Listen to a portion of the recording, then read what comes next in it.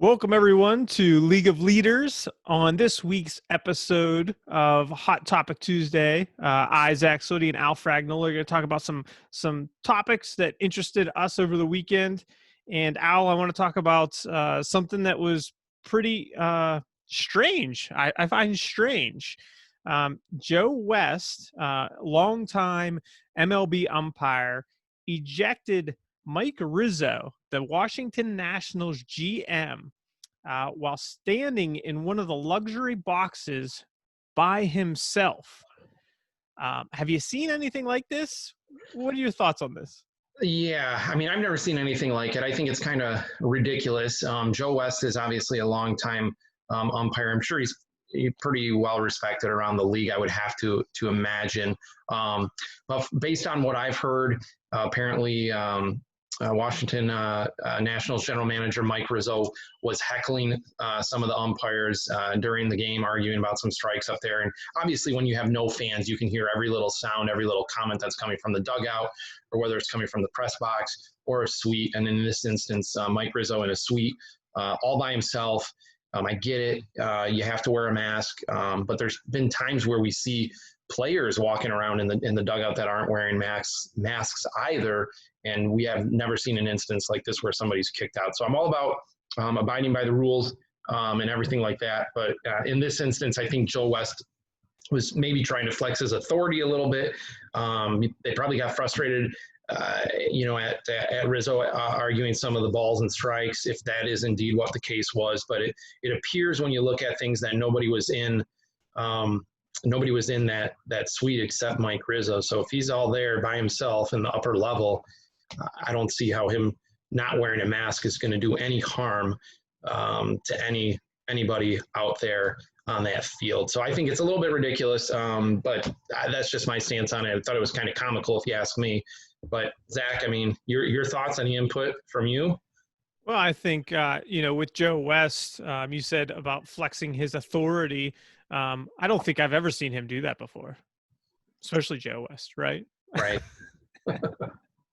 But I love it. I think, hey, Joe, throw everybody out. Why should you have anyone in the stadium? The guy that, for one season, don't heckle him. He doesn't want to be heckled for one season. Leave him alone. And if you're going to heckle him, he's going to throw you out of there. So good for Joe West. I would, anytime you get yelled at work, wouldn't you just love to throw that person out and just say you're out of here? So I'm obviously joking. I think. Right. I think it's absolutely ridiculous. I think he flexes authority, and it's the guy's the GM. He's sitting in a luxury box by himself. If it was because he wasn't wearing a mask, I think that's ridiculous. I'm sure the doors and windows were open, so it's not like you're indoors. You're not in a closed area. I'm sure if there was somebody else in there, if you couldn't see them, they were obviously 6 feet away. So I think it's ridiculous if that's the reason. As for arguing balls and strikes, I get that if it's egregious enough, but I think it's safe to say that there are some bad calls, and sometimes that needs to be called out upon. We need to hold the umpires accountable for calling balls and strikes correctly, or they'll be replaced sooner than later with electronics. So get the calls right so you're not replaced. That's my opinion. I think it was ridiculous. I think Joe West has been doing this for a very long time. I think he's flexed his authority many times over, and I thought this was comical, as you said as well. Yeah, a little interesting there. I think obviously,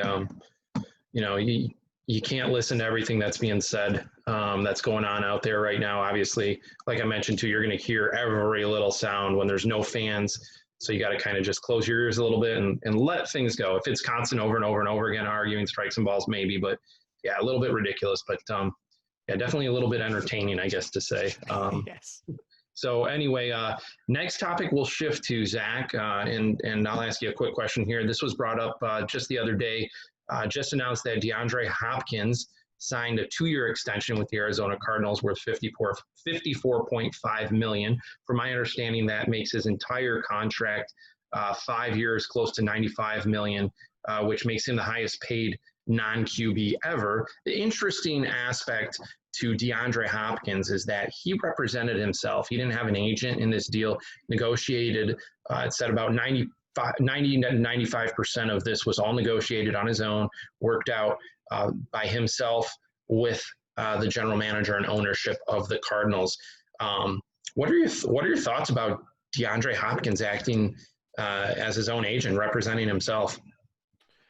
I think that is absolutely awesome, and kudos to him.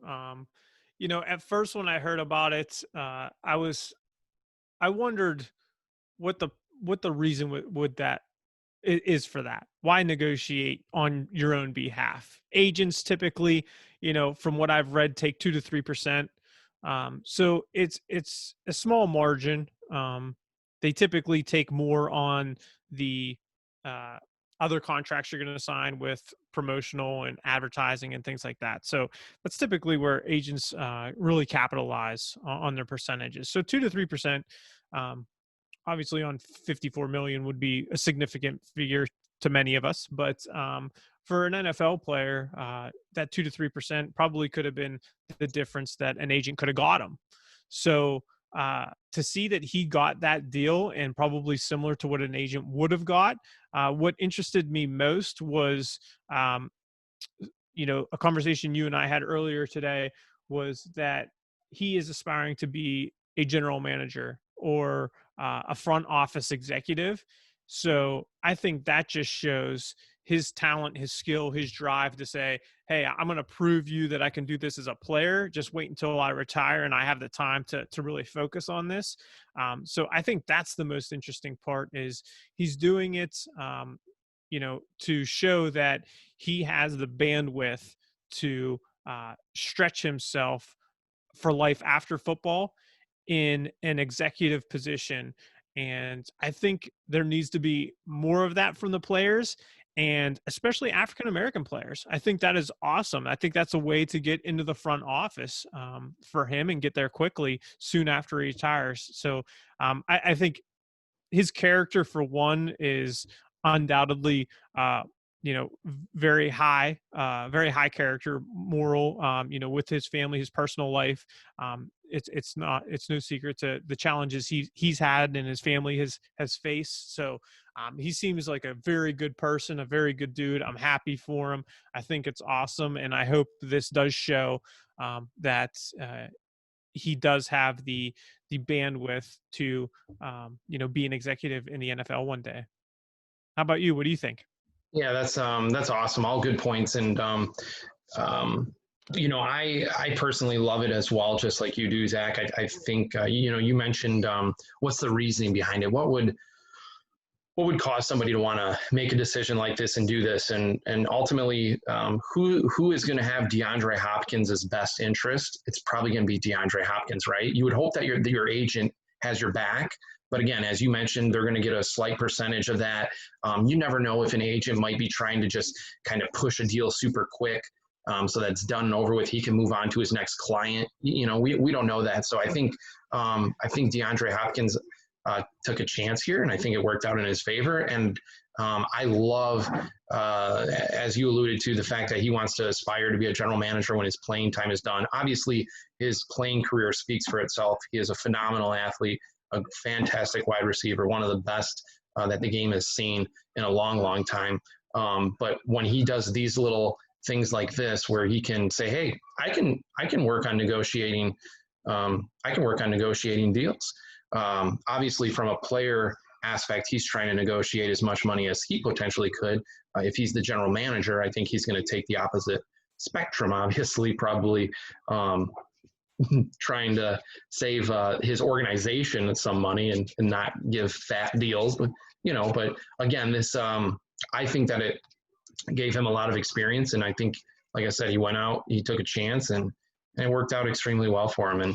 And as you mentioned too, it couldn't have happened to a better character type of guy, with everything that almost everybody's read about him, with his personal experiences with his family and the hardships they've went through. So I love it. I think it's fantastic, and I hope more players end up taking a chance and defending themselves and working to get themselves the best deal that they possibly can to represent them. So I love it.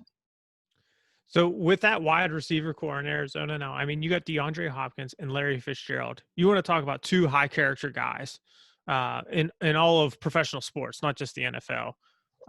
Those are two just role models for kids, I think, and I'm happy for the Cardinals. I want to see them win for this reason.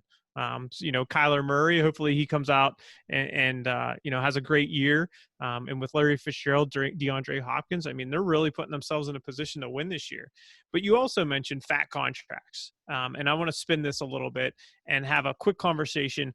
What are your thoughts on some of these big deals the NFL is dishing out, knowing or suspecting that they're not going to have fans this season, when the MLB season, we saw the opposite. We see that salaries are decreasing. We see GMs not shelling out as much as many big contracts as previously, the prior years, and especially with not having fans, they've really cut back on salaries in the Major League Baseball. But the NFL doesn't seem to be shying away from big contracts. Yeah, they certainly don't, and that's an interesting point that you bring up. And to that point, I know that here in Detroit, the first two home games are definitely with no fans. So that means first week of November, once those first two home games are done, and they got a couple road games mixed in there to start as well, they can potentially reevaluate the situation and allow fans back in the seats. Do I think that's going to happen? I'm not 100% sure. I'm hopeful, but I think the NFL might. I don't want to speak for obviously the owners and the general managers. I'm not sure what is going through their mind, but I do think that there is some hope that there is fans that somehow, some way, in some of these stadiums are going to happen before the end of the season. It might potentially happen as soon as November. Again, it won't be a large amount. If a stadium seats 60,000, maybe you have 10,000 fans there. But again, that's some revenue coming in. You got to look at concessions that would add to some as well. And then the TV and sponsorship rights, I think, are pretty large for the NFL. So I think, I think the league thinks they might be okay. But for each individual team, it's going to be interesting to see if they're able to get some sort of revenue before the end of the 2020 season. So we'll see. I found it just interesting that some of these contracts, as large as they have been, Cam Hayward from the Steelers got a nice contract. There's some contracts being shelled out that I thought there would be a little bit more of a conservative take on some of these deals, but glad to see they're not. That means I think they're hopeful as well. So looking forward to football again. Yeah, it would be awesome. Hopefully this week. I know, right? It starts this week, and hopefully by November, December, we have fans for the last half of the season. That would be fantastic. And you mentioned Larry Fitzgerald. I'm sure you remember him from your time in the college days at the University of Pittsburgh. That's where I started watching Larry Fitzgerald, and man, is he a fantastic talent. And to your point, he is a great role model, great human being, great character guy. The NFL and all of pro sports needs a lot more individuals like him and DeAndre Hopkins. So, yeah, fantastic stuff. But I hope he plays for another 10 years. The guy's just consistent, man. I would love it. I'm glad he signed on for another year here. Hopefully, maybe we get 2 years out of him, so we have fans in the seats all of next year. But we'll see what happens. I think obviously we all know he's coming towards the tail end of his career. And what a fantastic career it's been. Top 5 NFL wide receiver in my opinion of all time. So, well, that about wraps it up for us tonight, League of Leaders and Hot Topic Tuesday. So we look forward to seeing everybody this Sunday as we chat with Justin Zinkovich, who is a high school baseball coach with the IMG Academy, very, very well-known sports school in Bradenton, Florida.